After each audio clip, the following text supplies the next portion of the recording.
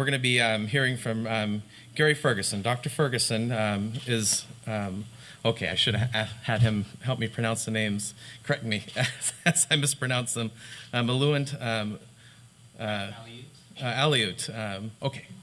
And Unangan. Aleut and Unangan, originally from the Sumajan Islands community of Sandpoint in the Aleutian region of Alaska. He serves the Alaskan Native Tribal Health Consortium, ANTHC, as the Senior Director of Community Health Services. He completed his doctorate in naturopathic medicine at the National College of Natural Medicine in 2001 and has been working in the Alaska Tribal Health System for the past 15 years. He serves as a board member for the Aleut Corporation, the Aleut Foundation, the Alaska Food Policy Governing Council, and the American Indian Cancer Foundation. He also serves on the Alaska Lung Association Leadership Council and the American Diabetes Association. Goodness. American Indian Alaska Native Advocacy Committee. He is co-producer of the Store Outside the Door initiative, and I'm sure he has a lot of exciting things to tell us.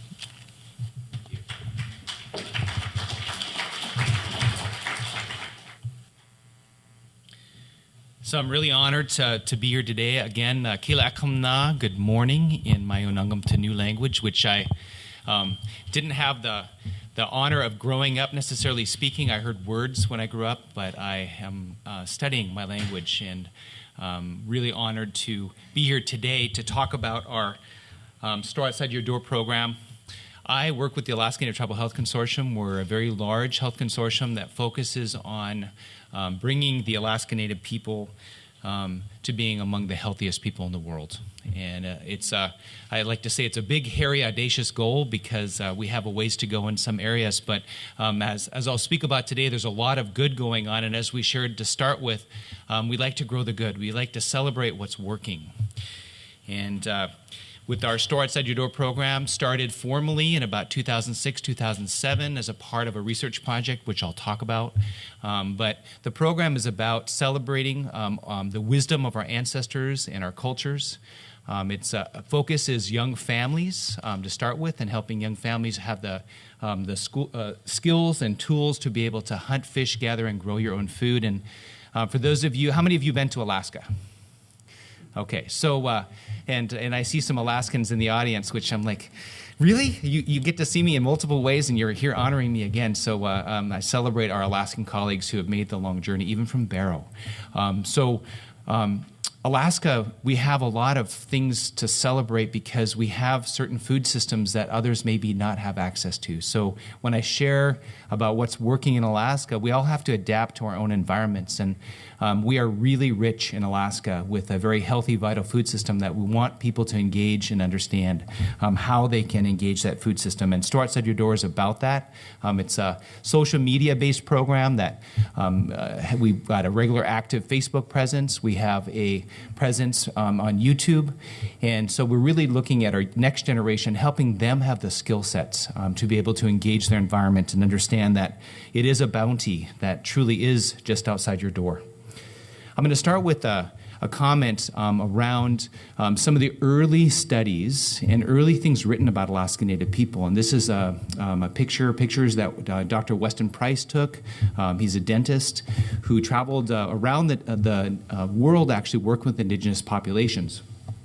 And he quotes his experience in the Yukon-Kuskokwim Delta encountering our Yupik and Chupik people, saying these people are examples of physical excellence and dental perfection such as seldom been excelled by any race in the past or the present. So this is not that long ago when you think of real time, and this is in the 30s. He talked about a maternal child health of strong, rugged babies, and that we had virtually no dental decay, again, no dental decay basically, until we started eating Western foods, until we started eating out of the local store, refined foods.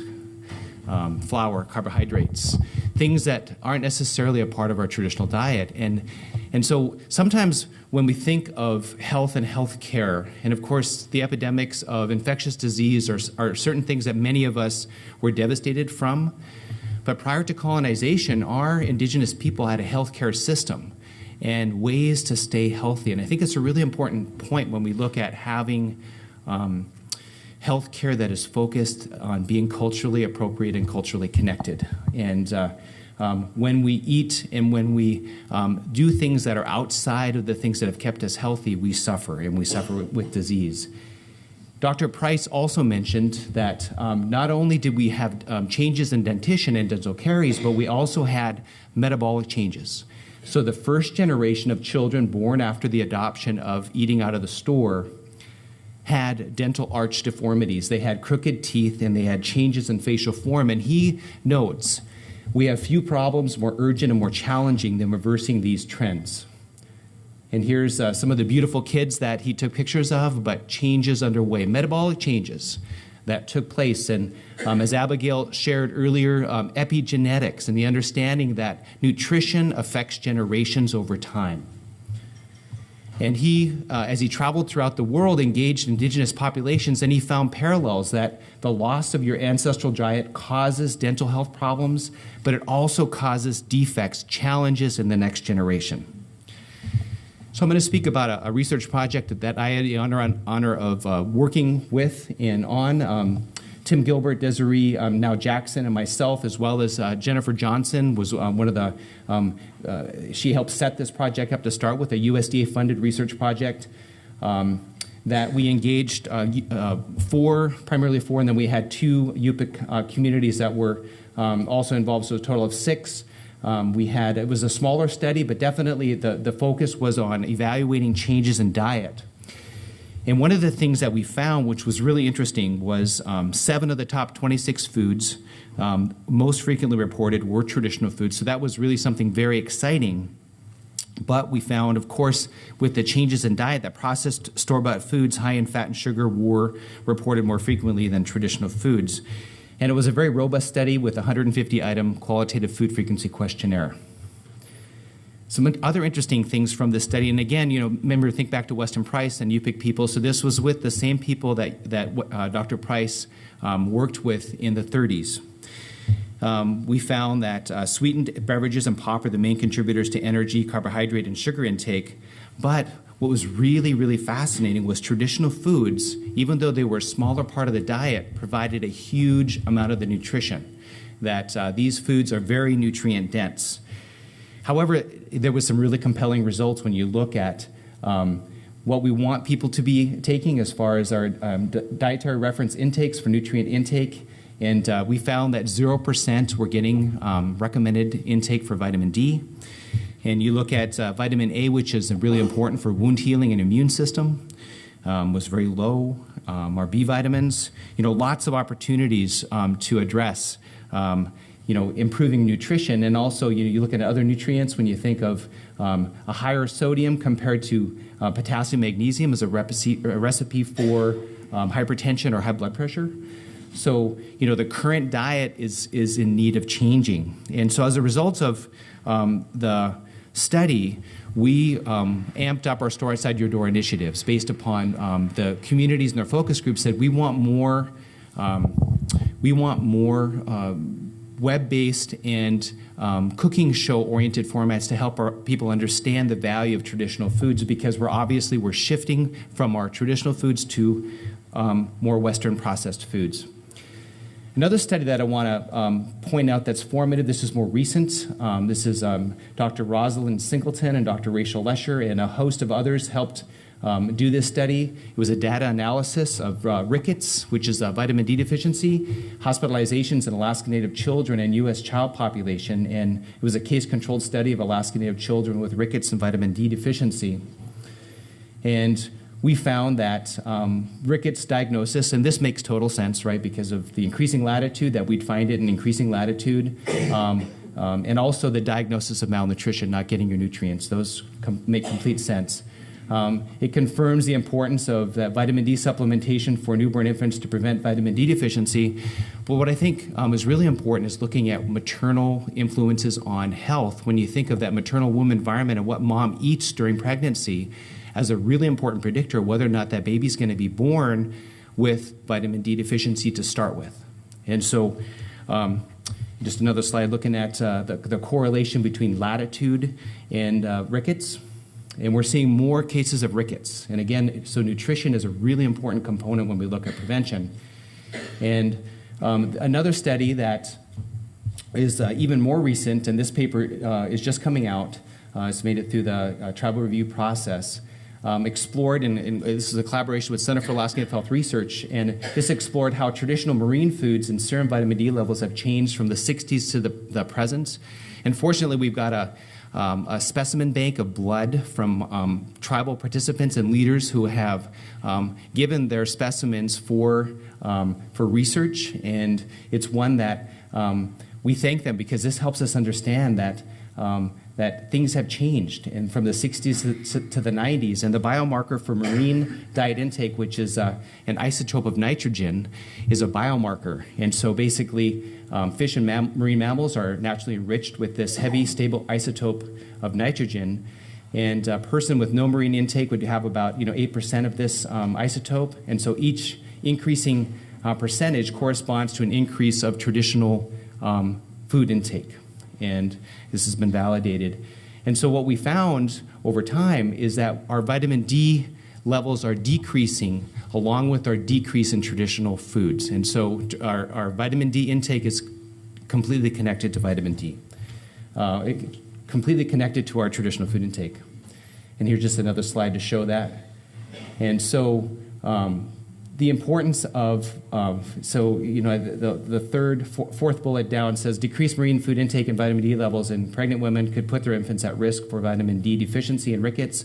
So the importance of that maternal child diet is crucial when you look at really preventing this to start with.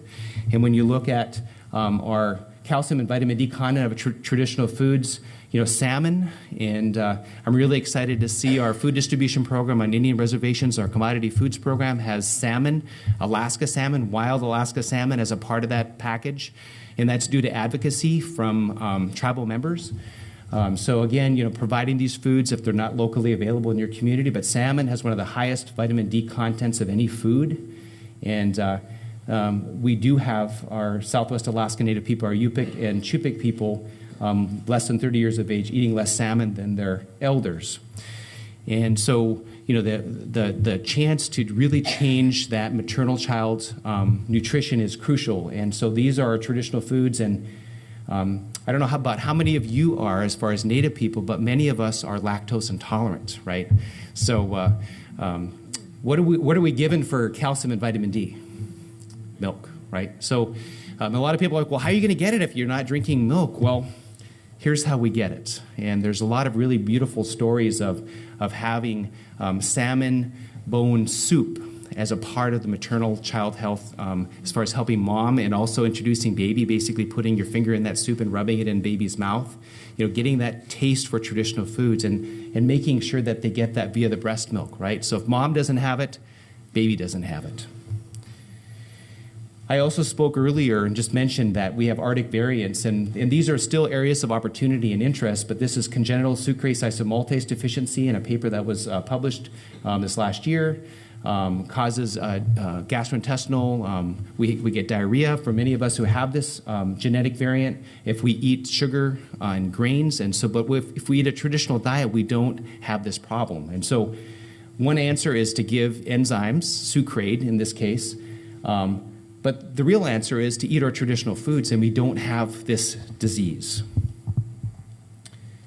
The CPT1A variant is also a really important variant to look at. This is a fatty acid oxidation genetic variant that allows, and it's a wild-type variant, so basically we have adapted to our environment as Alaskan Native people to eat a higher fat diet, and this is a disorder in that genetic variant.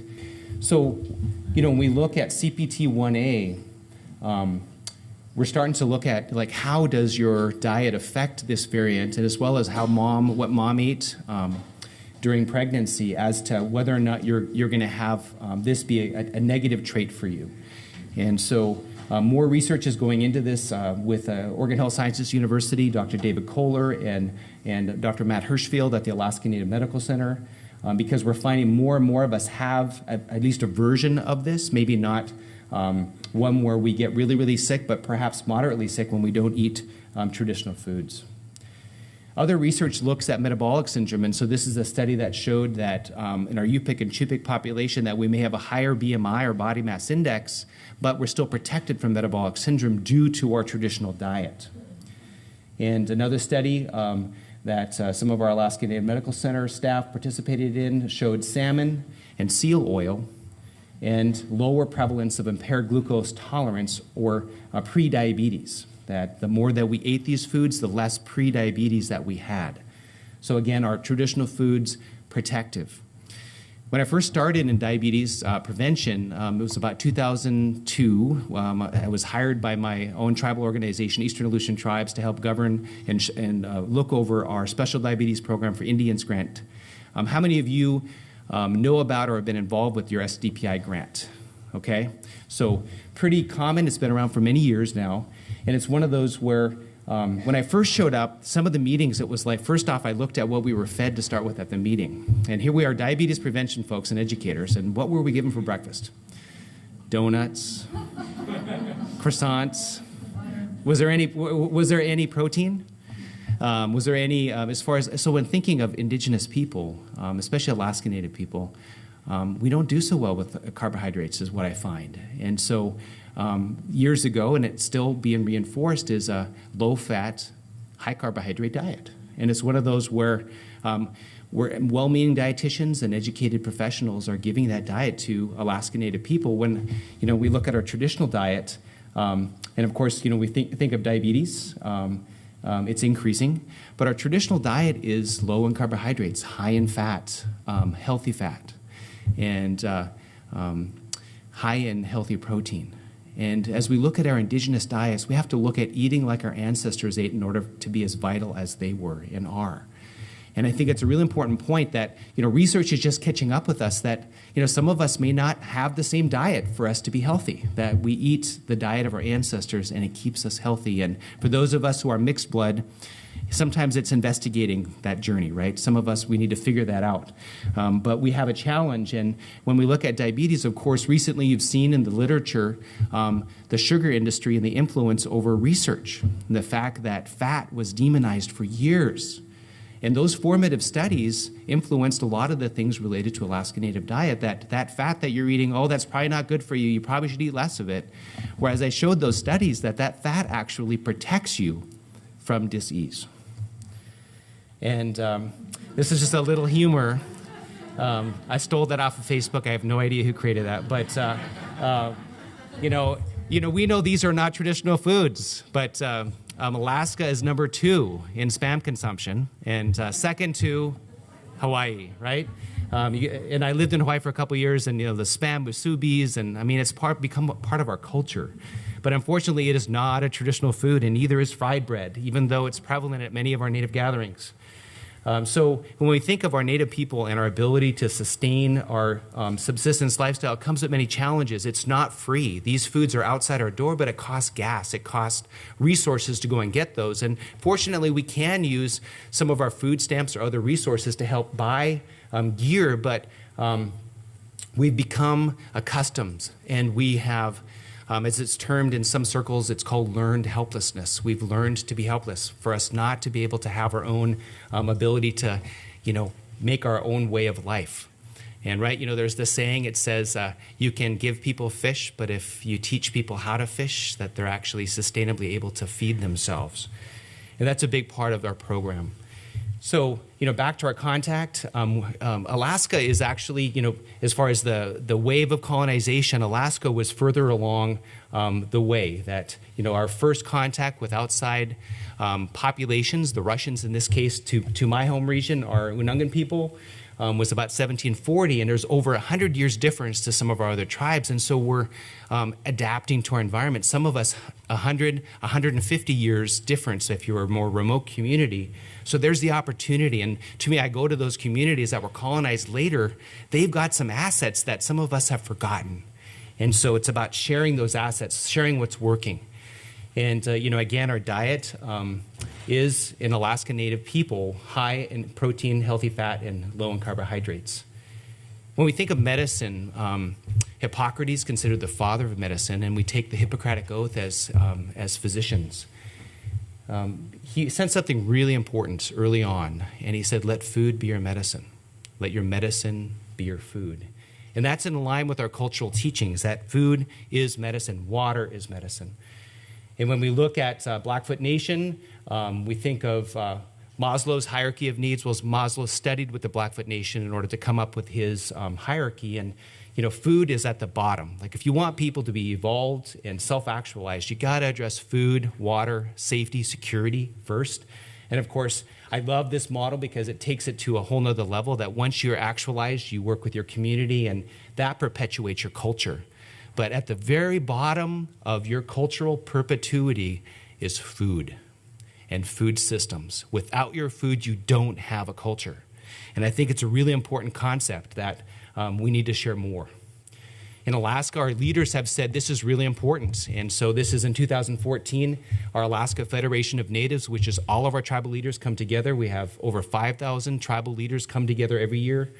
And we support resolutions that go in turn to become legislation. And a host of those every single year are focused on food and food systems and food sovereignty and controlling our food environment. In the fact that we need to be a part of that game. When it comes to fish and game and fish and wildlife, we need our tribes to help govern that. It's not about somebody from the outside. We need to be a part of that governance. Because when we think of our next generation, our food preferences start very early. And here's a research project or article that looks at prenatal and postnatal flavor learning, that our infants, our children, are influenced by what we eat. And if, like I was talking with folks in the WIC program, that, if it's all WIC program foods, what are we setting our next generation up to crave? And when we think of breast milk and breastfeeding as being a priority, if your hospital system says, well, if you have a problem with breastfeeding, here's your bag of formula. So indirectly, you're saying you're probably not going to be successful, so here's your formula. And what is the primary ingredient in our formula? What's the number one ingredient? Corn syrup solids. If you look at especially the most inexpensive ones, is corn syrup solids. And you think of that craving for food, craving for corn syrup. It's no wonder that our kids are craving these sugar-sweetened beverages, because they've been fed it from the beginning. Those food preferences start at the beginning. And so a lot of our programs are about helping young people, as they have children, understand that the foods that you give and this is Patty Kanayurik from Barrow and Nuiqsuk, feeding her children mikiak, which is a fermented whale product. They use the bowhead whale and blood. It's a 30-day process. It's a very traditional Inupiaq food and very rich in iron, right? And so we think of iron deficiency anemia. Well, this is medicine for iron deficiency, right? And so I asked her, I said, well, how do you know when to feed your child that? When do you start introducing that? And she said, it's what we've always done. This is how we do it. And so to me, I feel like we look to our culture, we look to our traditions for that wisdom, and it's incredibly wise. This is how we battle iron deficiency in a traditional context. And this is Naomi and her daughter Sierra, and they're eating, this is from Metlakatla, which is our only reservation in Alaska, in southeast Alaska. And so they're eating kawaks, which is a salmon that's lightly dried and lightly smoked. And it's a teething. It's given to kids for teething.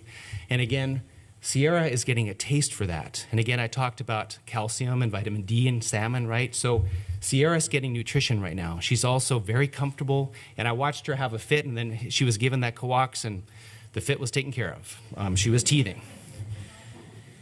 So we know that mom's health influences the next generation. So as we give traditional foods, as we address stress and the other psychosocial issues that moms are going through, and centering in pregnancy models, there's a lot of really great maternal-child health programs that our tribes are implementing. But we know that when it's not correct, that gets passed on. Those metabolic traits get passed on and often are amplified in our next generation. And so our history gives us strength, and it's important to remember who we are as people and the traditions, the culture traditions, the food.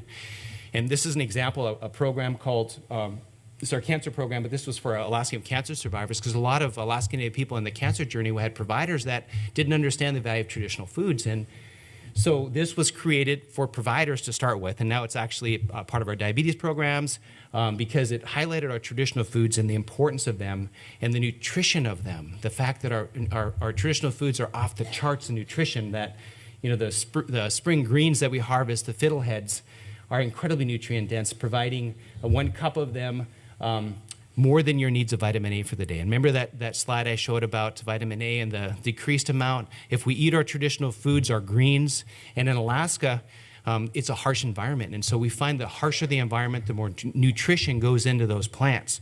So they truly are medicine. And this is one of my favorites, fireweed, from the shoots in the spring that you can eat throughout the season, and again, incredibly nutrient dense. And these are literally outside your door. And fireweed grows crazy in Alaska.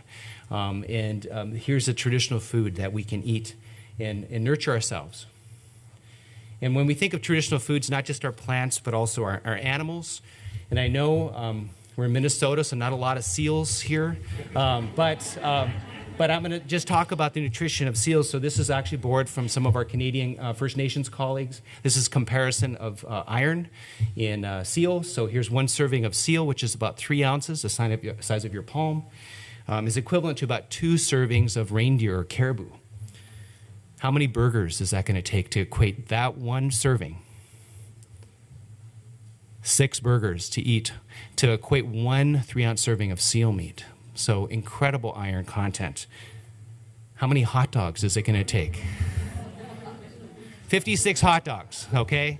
So when you think of giving up that traditional food and trying to replace it with Western foods is really hard. And so that's often the argument. Well, if you can't get that, then just replace it with Western foods.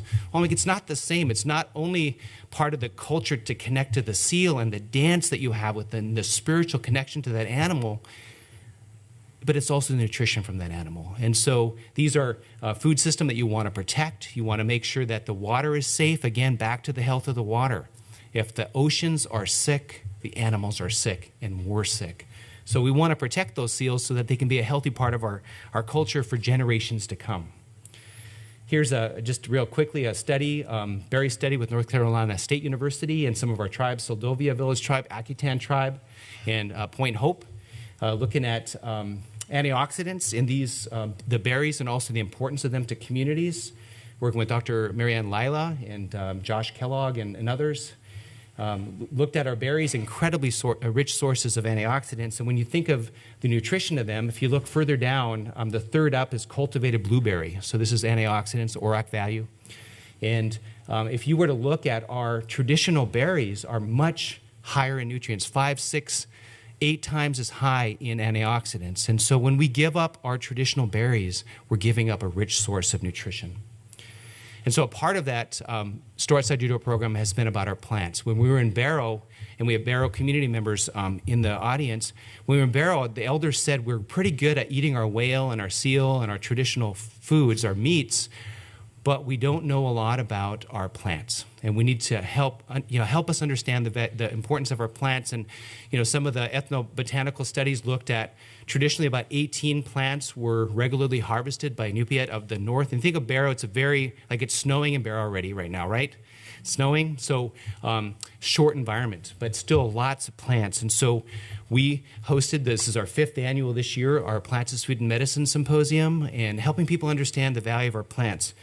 I want to credit Dr. Rita Blumenstein, traditional healer, Yupik elder, who helped us start this program, and it has elder oversight so that we stay ethically connected to our cultures and value our cultures, and our traditional healers in the role that they play. Really important to understand. This is our first medicine. These are our first healers. It needs to be a part of our healthcare system.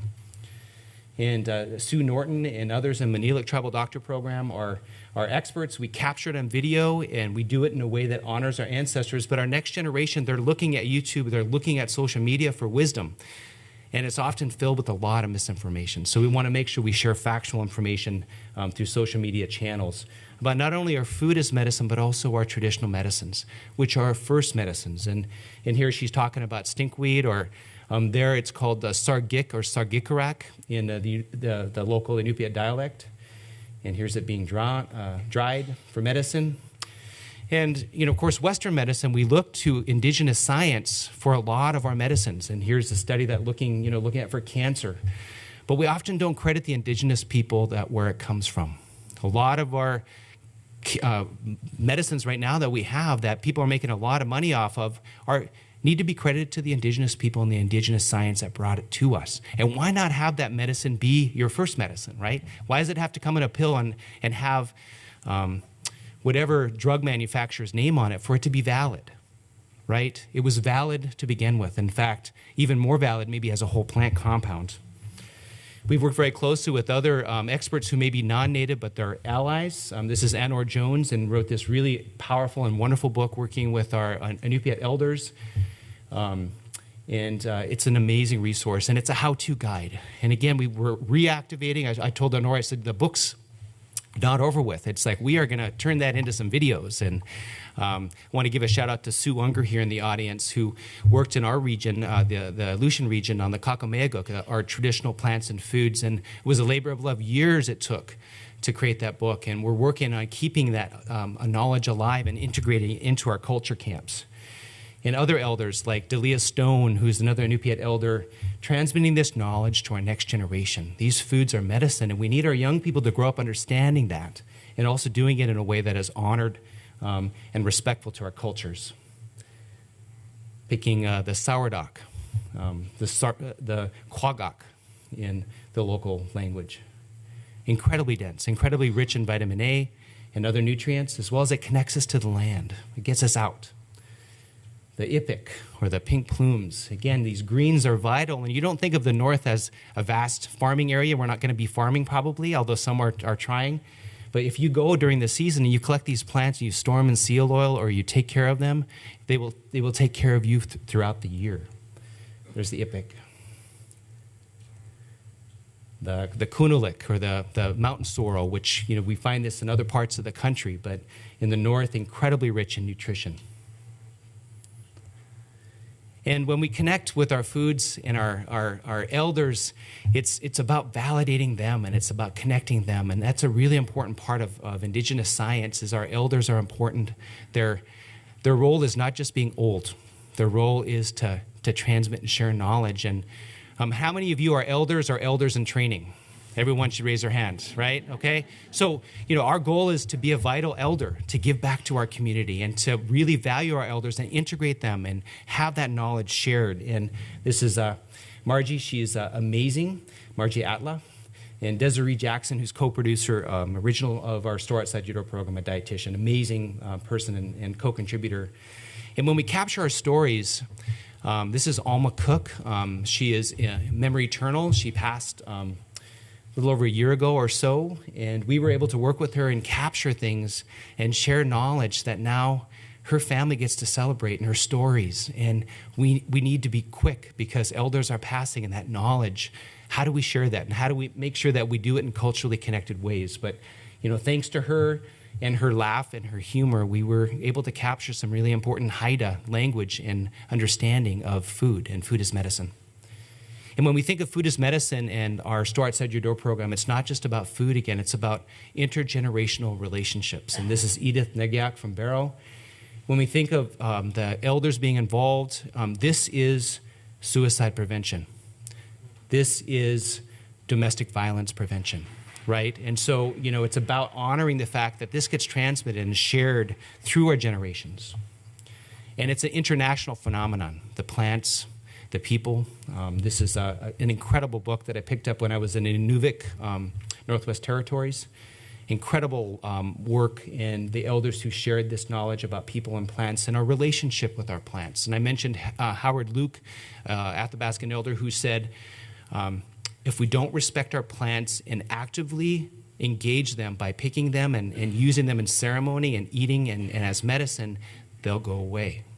And so this interdependency is a cultural tradition, and so we need to be involved with our plants and our animals. I like to term it, we're decolonizing healthcare. So basically, we're taking healthcare and we're reclaiming our roots. And this is working. Many of us now own our own healthcare systems. In Alaska, I work for an organization that self-governs. We own our own healthcare system, so we can govern appropriately and highlight what's important.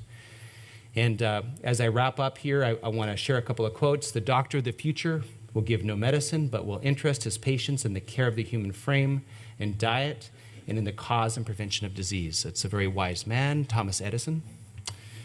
And I have the honor of working in our culture camps, and I feel like as an elder in training, I need to learn this myself. And again, learning the language that goes with our traditional foods. And this is in Atka, one of our far Aleutian islands, that I get to work with youth and elders and community members, as well as folks who travel there for culture camp. We've got 7 culture camps in our region that go in the summer, where we learn how to process food. And there's no hot dogs or hamburgers allowed in culture camp. There's no iPhones or internet. There's no electricity at culture camp. And we learn how to process and live off the land, and how to harvest our local greens and our wild plants and foods, our beach greens and other beach greens. This is the beach lovage. And we make up wonderful recipes that eat off the land, and it feeds our soul. And it's also really pretty. And it's about our next generation, right? It's about helping them grow up in ways that they can be inspired and understand their connection to the land and the people. So I'm going to close with this quote from Dr. Rita Blumenstein again, who I credit to our Store Outside Judo program helping us get it started. We are free to be who we are, to create our own life out of our past and out of the present. We are our ancestors. When we heal ourselves, we also heal our ancestors, our grandmothers, our grandfathers, and our children. When we heal ourselves, we heal Mother Earth. And very wise sayings. And, Abigail went on about sharing about epigenetics. And within Dr. Rita's comments, if you were to think epigenetics, you're thinking epigenetics. As we heal ourselves, it starts with us. It starts with our generation. And we will heal our ancestors are with us. As we heal, our ancestors heal, and our next generations as well. So thank you very much. Kagdasakon.